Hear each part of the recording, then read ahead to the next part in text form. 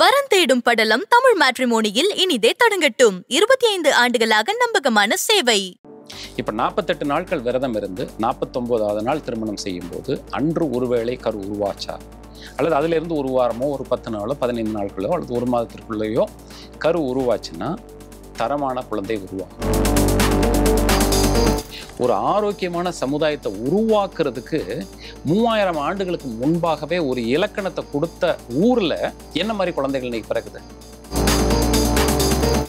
ஒரு காலத்துல நாம என்ன பார்த்தோம்? போர்ட்ஸ் பார்த்தோம், குடும்ப கட்டுப்பாடு போர்டு தான் பார்த்தோம். ஆமா சார். இப்ப என்ன போர்டு பார்க்குறோம்? மகப்பேரின்மை கிளினிக்குள்ள போர்டு பார்க்குறோம். இதுக்கான காரணத்தை மக்கள் தெளிவா புரிஞ்சு கணவனுக்கும் மனைவிக்கும் இடையில இருக்கக்கூடிய ஒரு இணக்கம் எந்த அளவிற்கு அன்பு கூடுதலாக 2 பேருக்கு இருக்குதோ. டாக்டர் விகடன் நேயர்களுக்கு வணக்கம். மருந்தில்லா மருத்துவம் அப்படிங்கிற இந்த எபிசோட்ல நிறைய வீடியோக்கள் நான் டாக்டர் விகடன்ல தொடர்ந்து இவர் பேசிட்டே இருக்காரு. இவர் பேசின உப்பு, மிளகாய், எலுமிச்சை அப்படிங்கிற நிறைய விஷயங்கள், அந்த உணவு சார்ந்த விஷயங்களை ஒவ்வொன்றுமே வைரல் ஆயிருக்கு அப்படின்னு சொல்லலாம். இன்னைக்கு ஒரு நிறைய விஷயங்களை நம்ம கூட பகிர்ந்துக்க போறார். குழந்தை பேரு அப்படிங்கிறது மிகப்பெரிய கிஃப்ட் சார். கண்டிப்பா அம்மா அப்பா அப்படிங்கிற வார்த்தையை கேட்குறா இந்த உலகத்துல எல்லாருமே இயங்கி கிடக்குறோம்னு சொல்லலாம். ஒருத்தங்களுக்கு ஆண் குழந்தை பிறக்குதா பெண் குழந்தை பிறக்குதா அப்படிங்கிறத அவங்களால தீர்மானிக்க முடியாது. ஆனா அந்த குழந்தை ஆரோக்கியமாக பிறக்க வேண்டும் அப்படிங்கிற விஷயத்த அந்த அம்மா அப்பாவால கண்டிப்பா தீர்மானிக்க முடியும். கட்டாயம். ஒரு கருவில் ஒரு ஆரோக்கியமான குழந்தை உருவாக்கத்திற்கு அந்த தம்பதியர்கள் என்ன மாதிரியான விஷயங்களை கையாளணும்? எனக்கு என்னன்னா, இந்த காலகட்டத்துல ஏன் அதை பத்தி பேசணும், நம்ம ஏன் அதை பத்தி டிஸ்கஸ் பண்ணணுங்கிற கேள்வியும் முன்வைக்கிறேன். இதுல இந்த காலத்துலதான் நம்ம பேசணும். ஏன்னா இப்பதான் இந்த குழந்தைகள், அதாவது பிறக்கக்கூடிய குழந்தைகள் பிறக்கும் போதே ஆரோக்கியம் இல்லாம பிறக்குது. பிறந்த 3 மாசத்துலயே அதுக்கு கேன்சர்ன்றாங்க. ஸோ ஒரு 3 வயசுலயே இன்சுலின் டிபெண்டன்ட் டயபெட்டிஸ் மெலிட்டஸ்ன்றாங்க. ஸோ இதெல்லாம் நிறைய ஜெனட்டிக்கல் மாடிஃபிகேஷன் அப்படின்னு ஒரு சில ஜஸ்டிஃபிகேஷன் சொன்னா கூட தரமான நலமான ஆரோக்கியமான குழந்தைகளை உருவாக்குறதுக்கு நம்மாலான எல்லா முயற்சிகளும் நம்ம செய்ய முடியும். கண்டிப்பா நம்ம இலக்கியத்திலே சொல்லப்பட்டிருக்கு. இது இங்க கேள்வி சின்னதா இருந்தாலும் இதுல கொஞ்சம் ஆழமா சித்த மருத்துவ தத்துவத்தை கொஞ்சம் தெரிஞ்சுக்கிட்டோம்னா அது கொஞ்சம் விளக்கமா நம்ம போறதுக்கு வாய்ப்பா இருக்கும். ரொம்ப ஆழமெல்லாம் போறது இல்ல, சின்ன விஷயங்களை நான் சொல்ல போறேன். இப்போ உடம்புல 7 உடற்கட்டுக்கள் இருக்குது அப்படின்னு சொல்றாங்க. ஒண்ணு சாரம், நீர்த்துவமான உடல், பிளாஸ்மான்னு சொல்லிக்கலாம். 2வது ரத்தம், தசை, கொழுப்புன்னு சொல்லிட்டு ஃபேட்டி டிஷ்யூன்னு சொல்லுவாங்க. அதுக்கப்புறம் எலும்பு, எலும்புக்குள்ள இருக்கக்கூடிய மஜ்ஜை, மூளை, அப்புறம் நரம்பு விலங்குகள், கடைசியா கொனாட்ஸ், இனப்பெருக்க உருக்க திசு மண்டலம். இந்த 7 அடுக்குகளாக உடம்புல அந்த திசுக்கள் இருக்குது. சாரம், செந்நீர், ஊன், கொழுப்பு, எலும்பு, மூளை, சுக்கிலம் அல்லது சுரோனிதம். இந்த 7 அடுக்குகளாக இருக்கக்கூடிய அந்த உடல் கட்டுக்கள் ஒரு பக்கம். அதை இயக்குவிக்கக்கூடிய சக்தியாக வாதம், பித்தம், கபம், வலி, அழல், ஐயம் சொல்லிட்டு அந்த energy, anatomical part, physiological part, அதாவது ஃபங்க்ஷனல் பார்ட்னு சொல்லுவாங்க. ஸோ இது 2மே உடம்புல இருக்குது. இப்போ நம்ம சாப்பிடக்கூடிய சாப்பாடு இருக்கு பார்த்தீங்களா, இந்த 7 உடற்கட்டுக்களையும் இந்த உயிர் ஆற்றலையும் வளர்க்குது. இது ஒரு தகவல், இது தனியா வச்சுக்கோங்க. இன்னொரு பக்கம் பார்த்தீங்கன்னா, நம்ம ஊர்ல ஒரு பழக்கம் உண்டு, கல்யாணம் உறுதி பண்றது அப்படின்ட்டு. இந்த கல்யாண உறுதின்னு ஊருக்கு வேறுபடும். திருநெல்வேலி சைட்ல பட்டாச்சுன்னா நேராக வீட்டில் போயிட்டு 2 பேரும் பெரியவர்கள் உட்காந்து ஒரு திருமணத்தை வாசிச்சுட்டு அந்த பட்டோலை வாசிக்கிறது அப்படின்னு சொல்லிட்டு பண்ணுவாங்க. இது கல்யாண ஊர்தி அப்படிம்பாங்க. அதே மாதிரி சிலருக்கு வெத்தலை கை மாறுதல் அப்படிம்பாங்க. வெத்தலை இவங்க கொண்டு போன வெத்தலை கொடுத்து அவங்க கொண்டு கொடுத்தாச்சுன்னா இந்த பெண்ணு தான் இந்த மாப்பிள்ளை தான் அப்படின்னு அவங்க முடிவு பண்ணிடுவாங்க. சில ஊர்களில் பார்த்தீங்கன்னா மாப்பிள்ளை வீட்டில இருந்து பொண்ணுக்கு பூ கட்டி கொண்டு போய் பூ வச்சு விடுவாங்க. ஸோ இதுதான் உறுதி அப்படின்னு. இந்த உறுதி பண்ணதுல இருந்து 48 நாட்கள் கழிச்சு தான் திருமணம் இருக்கும் பொதுவாக. அந்த 48 நாட்களும் அந்த ஆணுக்கும் பெண்ணுக்கும் சில இலக்கணங்கள், வரைமுறைகள் அவங்க சொல்லி கொடுத்துருவாங்க. வெளியில தங்கக்கூடாது, வெளியில சாப்பிடக்கூடாது, வீட்டுல தான் சாப்பிடணும், எங்க சுத்தினாலும் வீட்டுல தான் தங்கணும் அப்படிங்கிற மாதிரியான விஷயங்கள் எல்லாம் சொல்லி கொடுக்கப்பட்டிருக்கும். இதுல என்ன பின்னணி அப்படின்னாச்சுன்னா, உணவு சிறப்பான உணவாக அவங்களுக்கு வடிவமைக்கப்பட்டு கொடுக்கப்படும். இப்ப அப்படியே நீங்க இந்த 7 உடற்கட்டுகளுக்கு வாங்க. இப்ப நம்ம சாப்பிடக்கூடிய உணவு முதல் நாள் சாரத்துல போகிறதாக தேரையர் சொல்றாரு. அதாவது முதல் உடற்கட்டுக்கு போகுது, அப்புறம் 2வது உடற்கட்டுக்கு போகுது. ஒரு தண்ணி நிரம்பி அடுத்த டேங்க்ல நிரம்புறத மாதிரி நீங்க நினைச்சுக்கோங்க. சாரம், அதுக்கப்புறம் ரத்தத்துல போகுது, அப்புறம் ரத்தத்துக்கு போன பிறகு தசைக்கு போகுது, கொழுப்புக்கு போகுது, எலும்புக்கு போகுது, மூளைக்கு போகுது. இவையெல்லாம் நிரம்பிய பின்பாக விந்தணுக்களிலும் பெண்களுக்கு வந்து அண்டக்கருவுக்கும் போய் சேர்றதாக ஒரு தத்துவம் இருக்குது. இது ஹைபாத்திசிஸ். இதுதான் நடக்குது அப்படிங்கிறத வந்து சொல்ல முடியாது. இன்னும் இதை வந்து நிரூபிக்கப்படலை. இது பொதுவாக ஒரு விஷயம் வச்சுக்கோங்க. இந்த 7 உடற்கட்டுகளையும் முழுமையாக நல்ல பொருட்களை வச்சே தான் நம்ம நிரப்பணும். தவறான உணவுகள் ஒருவேளை போச்சு அப்படின்னாச்சுன்னா அந்த சாரம் வந்து ஒரு ஃபில்டர் மாதிரி இருந்து அதை வடிகட்டி வாந்தி மூலமாகவும் வயிற்றுப்போக்கு மூலமாகவும் அதை வெளித்தள்ள முயற்சி பண்ணும். இதை தாண்டி ரத்தத்துக்குள்ள போச்சுன்னா தோல் அரிப்பு வரும். இதை தாண்டி இந்த நச்சு, அதாவது ஒத்துக்கொள்ளாத உணவுகள் வந்து தசைக்குள்ள போச்சுன்னா தசையில கொப்பளங்கள் வரலாம்.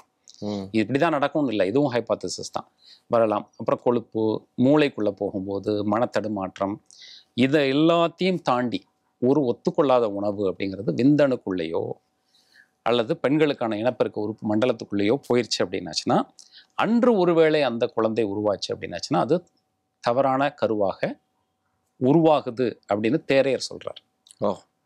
தேரையருங்கிறவர் ஒரு சித்தர். ஸோ இப்போ இந்த 7 உடற்கட்டுகளையும் 7 முறை தூய்மைப்படுத்துறது அப்படிங்கிறதுக்கு எவ்வளோ நாள் ஆகும்? 7 × 7 49. இப்போ 48 நாட்கள் விரதம் இருந்து 49வது நாள் திருமணம் செய்யும்போது அன்று ஒருவேளை கரு உருவாச்சா, அல்லது அதிலிருந்து ஒரு வாரமோ ஒரு 10 நாளோ 15 நாட்களோ அல்லது ஒரு மாதத்திற்குள்ளேயோ கரு உருவாச்சுன்னா தரமான குழந்தை உருவாகும் அப்படிங்கிறது தான் ஒரு கருத்து. இந்த கான்செப்ட் இப்போ நடக்குதா? எவ்வளோ பெரிய விஷயத்த சொல்லிட்டீங்க. ஆனால் கேட்ட கேள்விதான், இப்போ நடக்குதா? இப்போ நடக்குதா? அப்போ இந்த தரமான குழந்தை, நலமான குழந்தை, ஆரோக்கியமான குழந்தை உருவாக்கணும் அப்படின்னாச்சுன்னா அது அவங்களுக்கு மாத்திரம் பிரச்சனை இல்லை, இது சமுதாயத்திற்கு ஒரு பிரச்சனை. இப்போ ஒரு கருவில் ஒரு தவறான குழந்தை உருவாகி அது பிறந்து வளர்ந்தது அப்படின்னாச்சுன்னா அது ஒரு நோயோடு இருக்குது அப்படின்னாச்சுன்னா அது அவங்களுக்கு மாத்திரம் பேர்டன் கிடையாது, சொசைட்டிக்கும் அது பேர்டன் அப்படிங்கிறது நமக்கு எல்லாமே தெரியும். ஸோ அப்போ வந்து ஒரு ஆரோக்கியமான சமுதாயத்தை உருவாக்குறதுக்கு 3000 ஆண்டுகளுக்கு முன்பாகவே ஒரு இலக்கணத்தை கொடுத்த ஊரில் என்ன மாதிரி குழந்தைகள் இன்னைக்கு பிறகுது? ஊட்டச்சத்து குறைபாடு. இதை பார்க்குறவங்க அத்தனை பேரும் இந்த தத்துவத்தை முழுமையாக உள்வாங்கிட்டு அவர்கள் அடுத்த தலைமுறைக்கு இதை கடத்தி கொண்டு போய் சேர்க்கவே வேண்டும். இன்னைக்கு ஏன் பேசணுங்கிறதுக்கான கேள்விக்கான பதில் நம்ம சொல்லிட்டேன். இப்போ தரமான குழந்தை உருவாகிறதுக்கு இந்த மாதிரி 48 நாட்கள் விரதம்ங்கிறது ஒன்றும் பெரிய வித்தை இல்லை. இன்கம்பேட்டிபிள் ஃபுட், உடம்பிற்கு ஒத்துக்கொள்ளாத உணவுகள் அல்லது பொருட்கள் உள்ளே போகக்கூடாது. டாக்ஸிக் மெட்டீரியல், ஸ்மோக்கிங், ஆல்கஹால் நீக்கிறது அப்படிங்கிறது தனி. ஒத்துக்கொள்ளாத உணவுகள் அப்படிங்கிறது, உடம்புல சேராத உணவுகள் அப்படிங்கிறத ஒருபோதும் நம்ம எடுத்துக்கொள்ளாமல் அதை நம்ம வந்து பின்பற்றிட்டு வந்தோம் அப்படின்னாச்சுன்னா அன்று உருவாகக்கூடிய அந்த கரு அப்படிங்கிறது வந்து ஆரோக்கியமானதாக இருக்கும். இன்னும் சிம்பிளாக சொல்லணும்னா வீட்டில் அம்மா கையில் சாப்பிட்டாலே போதுமே, அவ்வளோதான். 48 நாளும் வீட்டில் சாப்பிடுங்க, வெளியே சாப்பிடாது. அது மாதிரி நம்ம வந்து வாழ்க்கை முறையை அமைச்சுக்கணும். ஸோ இதை வந்து இன்றைய காலகட்டத்திலையும் நமக்கு வந்து அது ஆய்வு ரீதியாக சில கருத்துக்கள் வருது. So infertility related with life style and diet அப்படின்னு நீங்கள் இணையதளத்தில் போட்டிங்கன்னா நிறைய ஆய்வு கட்டுரைகள் வருது. அதில் குறிப்பாக சொல்லணும் அப்படின்னாச்சுன்னா டிரான்ஸ்ஃபேட், அதாவது இந்த ஃபாஸ்ட் ஃபுட்டில் சொல்லக்கூடிய கொடுக்கக்கூடிய மறுபடி பயன்படுத்தக்கூடிய அந்த கொழுப்பு டிரான்ஸ்ஃபேட்ங்கிறது அதுதான். அது போய் வந்து டெஸ்டிகிள்ஸ், அதாவது இது விதைப்பையில் இருக்கக்கூடிய அந்த போய் தேங்கி இருக்கிறது மூலமாகவும் அல்லது அந்த விந்த அணுக்கள்லேயே அந்த ஃபேட்டி ஆசிட், டிரான்ஸ் ஃபேட்டி ஆசிட்னு சொல்லுவாங்க, அது போய் தங்கிறதுனாலவும் என்னென்ன நடக்குது அப்படின்னு சொல்கிறாங்கன்னா விந்தணுக்களினுடைய உற்பத்தி குறைபாடு, ரெண்டாவது அந்த விந்தணுக்களினுடைய மொட்டிலிட்டி, அது இயங்கக்கூடிய தன்மை குறைபாடு, மூணாவது மார்ஃபாலஜிக்கல் சேஞ்சஸ். ஒன்று வந்து உற்பத்தியே குறைஞ்சி போகுது, அப்படியே உற்பத்தி பண்ணி அனுப்பக்கூடிய அந்த விந்தணுக்களும் நீந்தி போகக்கூடியதுல குறைபாடு, மொட்டிலிட்டி குறையுது அப்படின்றாங்க. சில வேளைக்கு என்ன பண்றாங்க, அந்த மொட்டிலிட்டி குறையிறது அப்படிங்கிறது மாத்திரம் இல்லாமல் மார்ஃபாலஜிக்கல், தலை இல்லாமல் வால் இல்லாமல் மார்ஃபாலஜிக்கல் சேஞ்சஸோட சில விந்தணுக்கள் உருவாகுது அப்படிங்கிறத சொல்றாங்க. ஸோ அப்போ இன்ஃபர்டிலிட்டிக்கு காரணம் அப்படிங்கிறது வந்து தவறான உணவுகள் அப்படிங்கிறத இன்னைக்கு உள்ள ஆய்வுகள் ஒத்துக்குது. ஸோ அப்போ வந்து தவறான பதிவுகள் அப்படிங்கிறது அந்த விந்தணுக்கள் இருக்கும்போது குழந்தை பெறாமல் போகுது. இன்ஃபர்டிலிட்டி கிளினிக்ஸ் நிறைய இருக்கு, நீங்க பார்த்துட்டு இருப்பீங்க, நிறைய இருக்கு. சென்னையில் நீங்கள் எடுத்துட்டீங்கன்னா எத்தனைன்னு நீங்கள் எண்ணி பார்த்தீங்கன்னா எண்ணவே முடியாது. அந்த அளவுக்கு தெரு இருக்கு சார், இருக்குது. ஸோ அதுக்கெல்லாம் காரணம் என்ன? ஒரு காலத்தில் நாம் வந்து என்ன பார்த்தோம், போர்ட்ஸ் பார்த்தோம், குடும்ப கட்டுப்பாடு போர்டு தான் பார்த்தோம். ஆமாம் சார். இப்போ என்ன போர்டு பார்க்குறோம்? மகப்பேரின்மை கிளினிக்குள்ள போர்டு பார்க்குறோம். இதுக்கான காரணத்தை மக்கள் தெளிவாக புரிஞ்சு இந்த வாழ்க்கை முறையை அடுத்த தலைமுறைக்கு சொல்லிக் கொடுக்கணும். தரமான சமுதாயத்தை உருவாக்கணும். இது உடல் நலம் மனநலம் ரெண்டுக்கும் முக்கியமான காரணம். இந்த மாதிரி வாழ்க்கை முறையில இருந்து அமைதியாக உருவாகக்கூடிய ஒரு இன்பத்தின், அதாவது காதல் பரிசுன்னு தானே சொல்லுவாங்க. ஆமா, அந்த காதல் கணவனுக்கும் மனைவிக்கும் இருக்கக்கூடிய அந்த காதலுக்கான பரிசுல ஒரு குழந்தை உருவாகி பிறந்துச்சுன்னா நல்ல உடல் நலத்தோடையும் நல்ல மனநலத்தோடையும் பிறக்கிறதுக்கு வாய்ப்பு உண்டு. அதுக்கான வாய்ப்பை இளம் தம்பதிகளுக்கு நம்ம சொல்லிக் கொடுக்க வேண்டிய கடமை நமக்கு இருக்கு. அப்ப அந்த மூத்தோர்கள் சொன்ன விஷயங்கள், எந்த ஒரு இனம் அல்லது ஒரு சமூகம் அப்படிங்கிறது வேர்கள்ல இருந்து விலகி போகுதோ, நான் வாழ்ந்த வாழ்க்கை முறையில இருந்து விலகி போகுதோ, அதுக்கு ஃபியூச்சரே கிடையாது. அப்ப நாம இந்த சமயத்துல சுதாரிச்சுக்கிட்டு நோய் இல்லாமல் ஆரோக்கியமான வாழ்க்கை வாழணும்னா இந்த முறையை பின்பற்ற வேண்டும். அவ்வளவுதான். அந்த சிறப்பான உணவு, இப்போ தரமான ஆரோக்கியமான குழந்தை நமக்கு வேணும் அப்படின்னு நினைக்காதவங்களே இருக்க மாட்டாங்க. அப்படி நமக்கு வேணும்னு நினைக்கிறவங்க எல்லாருமே சிறப்பான உணவு, நல்ல உடல் நலம், ஒரு லைஃப் ஸ்டைல், இதெல்லாம் கொஞ்சம் கரெக்டாக ஃபாலோ பண்ணிட்டு 48 நாட்கள் கழித்து அந்த குழந்தைய பிளான் பண்ணாங்க அப்படின்னாச்சுன்னா நல்ல ஆரோக்கியமான குழந்தை நமக்கு கிடைக்கும். இது நமக்கு மட்டும் இல்லை, சொசைட்டிக்கான ஒரு முக்கியமான விஷயமா நம்ம இதை பார்க்குறோம்.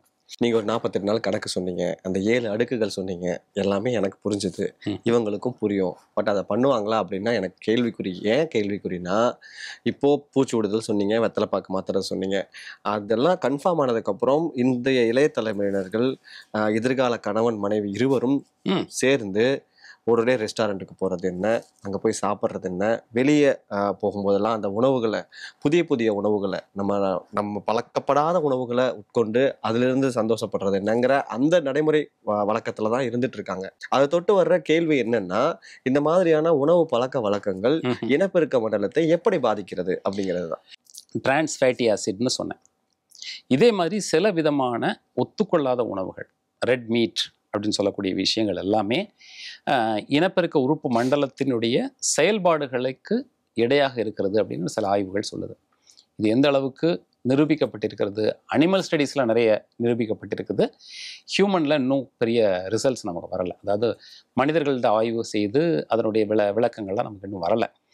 ஆனால் என்ன நம்ம சொல்லுவோம் அப்படின்னாச்சுன்னா, ஒரு நல்ல குழந்தை வேணும் அப்படின்னாச்சுன்னா ஒரு தவம் இருத்தல் அப்படிங்கிறது ரொம்ப முக்கியமானது. அந்த ஒரு காலகட்டத்தில் சில நமக்கு விருப்பமான உணவாக இருந்தாலும் கூட அதை தியாகம் பண்ணி கொண்டு நமக்கு வரக்கூடிய குழந்தை நல்லா இருக்கணும் அப்படிங்கிறதுக்காக ஒரு ஆரோக்கியமான கீரைகள், காய்கறிகள், பசு நெய், பருப்பு, நல்ல தரமான பழங்கள், நம்ம ஊரில் விளையக்கூடிய காய்கறிகள், இதெல்லாம் சாப்பிடுங்க. இதை நீங்கள் விருந்து மாதிரி செய்கிறது அப்படிங்கிறது அன்னைக்கு கால விஷயத்தில் ஒரு 4-5 வகையான காய்கறிகளை வச்சு சமைக்கிறது, அப்புறம் பருப்பில் போதுமான அளவிற்கு நெய் போட்டு சாப்பிட்றது. அந்த பருப்பு நெய் கலவை அப்படிங்கிறது இனப்பெருக்க உறுப்பு மண்டலத்தை தூண்டுவிக்கக்கூடிய, அவர்களுடைய அந்த அந்த ஒரு இணக்கத்தை கூட்டக்கூடிய வகையில் தான் அந்த உணவுகள்லாம் வடிவமைக்கப்பட்டிருந்துச்சு.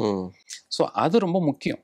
நீங்கள் என்ன விந்தணுக்கள், ஸ்பெர்ம்ஸ் டெஸ்ட்லாம் பண்ணுவாங்க, இன்ஃபர்டிலிட்டி இருக்கிறவங்க, அதாவது குழந்தை பேரின்மை இருக்கிறவர்கள்லாம் டெஸ்ட் எடுக்கிறதுல செமன் கவுண்ட் எல்லாம் பார்ப்பாங்க.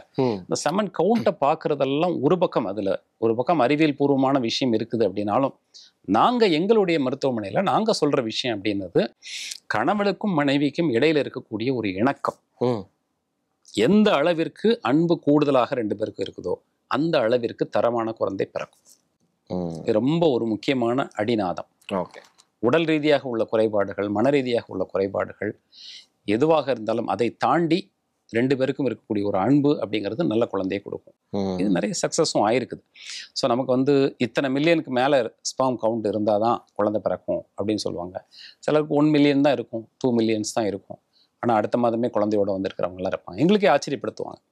ஸோ என்ன காரணம் அப்படின்னாச்சுன்னா, நாங்கள் சொல்லக்கூடிய அந்த அறிவுரைகளை, இணக்கமாக இருக்கக்கூடிய முறைகளை, வழிமுறைகளை கரெக்டாக அவங்க ஃபாலோ பண்ணிட்டு குழந்தையோட வந்திருக்கிறவங்கலாம் இருக்கிறாங்க. ப்ரெக்னன்சி டெஸ்ட் பாசிட்டிவாக வந்தவங்கலாம் நிறைய பேர் இருக்காங்க. சூப்பர். ஸோ இதில் தெரிஞ்சிக்க வேண்டிய விஷயம் நல்ல உடல் நலம், நல்ல மனநலம். ரொம்ப முக்கியம். எனக்கு என்ன ஒரு சந்தேகம் அப்படின்னா, இப்போ ட்ரை ஃப்ரூட்டில் அத்திப்பழம், பாதாம் இரவு நேரத்தில் ஊற போட்டு அடுத்த நாள் காலையில் எழுந்திரிச்சு அந்த தண்ணீரை குடிச்சிட்டு அதை எடுத்து சாப்பிட்றதன் மூலமாக விந்தணுக்களோட ஆரோக்கியம் நன்றாக இருக்கும்னு சொல்லப்படுது. ஸோ இது நல்ல ஆரோக்கியமான குழந்தை உருவாக்கத்துக்கு இந்த முறை சரியானதா? ட்ரை ஃப்ரூட்ஸ் நீங்கள் சொல்கிறது